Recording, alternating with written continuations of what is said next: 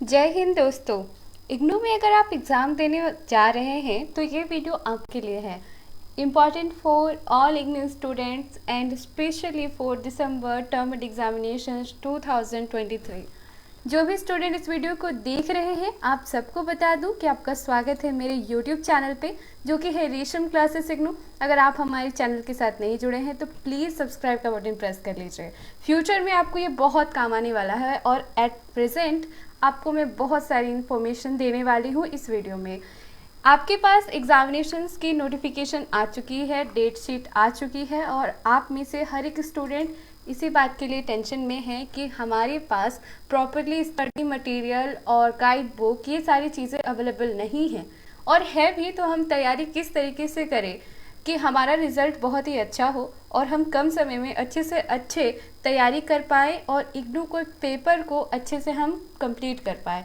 Marks कितने लाने होते हैं इग्नू में, पास करने के लिए कितने परसेंटेज चाहिए, कितने दिनों की तैयारी चाहिए। देखिए, तैयारी चाहे आप कितने भी दिनों से कर रहे हैं, अगर आपने अपना पेपर सही से नहीं करा, आपने अपना परफॉर्मेंस सही से नहीं दिया, तो फिर कोई फ़ायदा नहीं आपके महीनों की तैयारी की। स्मार्ट वर्क कीजिए, हार्ड वर्क से कुछ नहीं होगा। आज इस वीडियो में सारी प्रॉब्लम का सॉल्यूशन है, अगर आप वीडियो में लास्ट तक बने रहें। अगर आपको वीडियो फास्ट मोड पे चाहिए तो यूट्यूब में आपको प्ले स्पीड आप बढ़ा सकते हैं और फास्टली भी देख सकते हैं।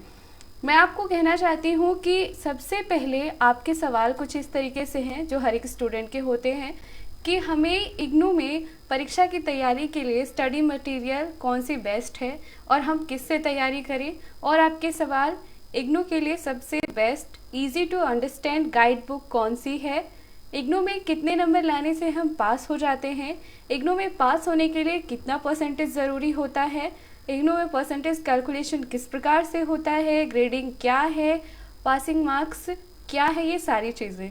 उसी के साथ हमारे पास सारी चीज़ें अवेलेबल है, जैसे कि स्टडी मटेरियल हो गया या फिर आपके पास गाइड बुक है।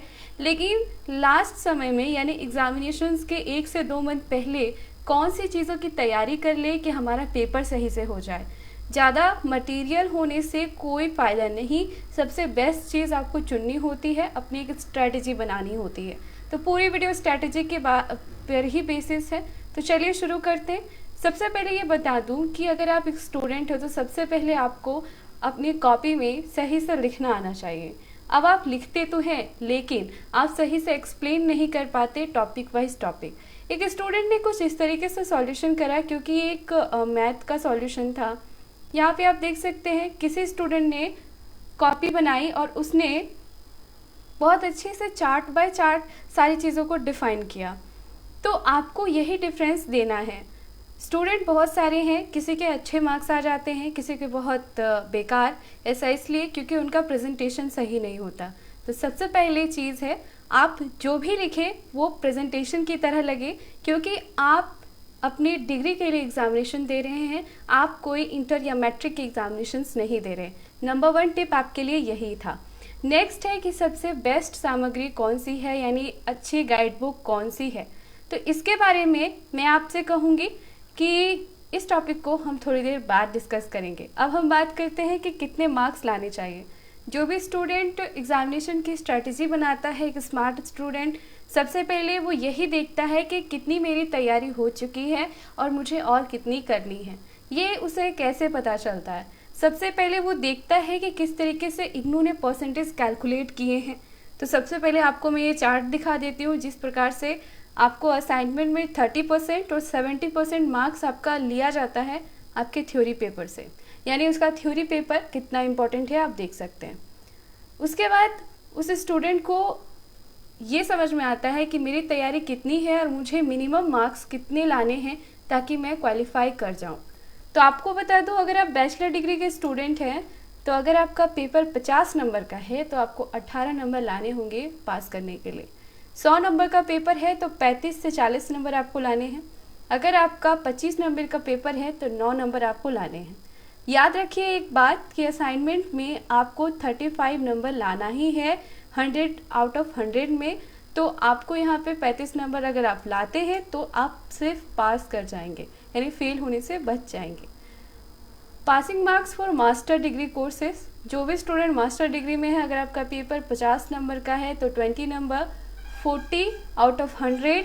और इग्नू में परीक्षा की पासिंग मार्क्स के अलावा आपको पता है पुनः मूल्यांकन करवा सकते हैं। तो अब इग्नू के जो एग्जामिनेशंस का थ्योरी पेपर है, सिर्फ उसी का आप री इवैल्यूएशन करा सकते हैं, बाकी किसी चीज़ का नहीं। कुछ ऐसे सब्जेक्ट है जिनका एग्जामिनेशन जो है OMR सीट पे होता है, तो उनका आप री इवैल्यूएशंस नहीं करा सकते।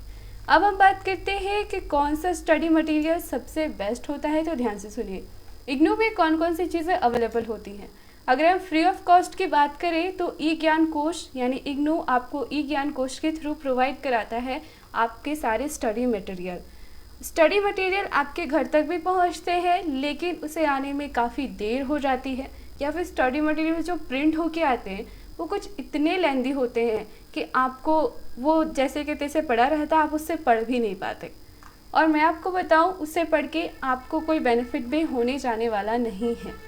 नेक्स्ट है कि आप ई ज्ञान कोश के थ्रू यहाँ से आप अपने सब्जेक्ट की पूरी PDF डाउनलोड कर सकते हैं। जो कोर्स आपको प्रिंट होके आता है आपके घर तक एज अ स्टडी मटेरियल, वो आप यहाँ से डाउनलोड कर सकते हैं। नेक्स्ट आपके पास क्या ऑप्शन है वो भी आप सुन लीजिए।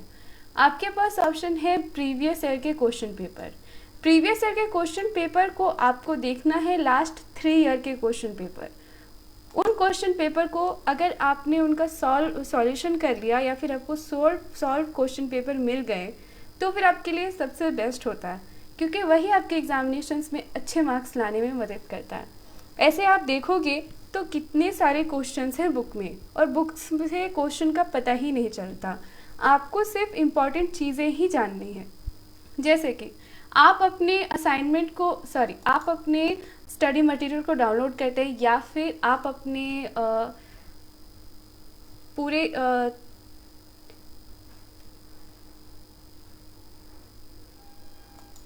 आप अपने सिलेबस को डाउनलोड करते हैं। उसके बाद आप देखिए कि आपके सिलेबस में कौन से इंपॉर्टेंट टॉपिक है, ये आपको पता चलेगा प्रीवियस ईयर के क्वेश्चन पेपर से। ऐसे आपको पता नहीं चलेगा, जो बार बार क्वेश्चन रिपीट हुए हैं आपको वही देखना है। और अगर आपको ये भी नहीं पता चल रहा है तो आप इसे वीडियो के डिस्क्रिप्शन बॉक्स पर जाइए, वहाँ पर आपको एक गाइड बुक मिलेगी नीरज पब्लिकेशन की तरफ से।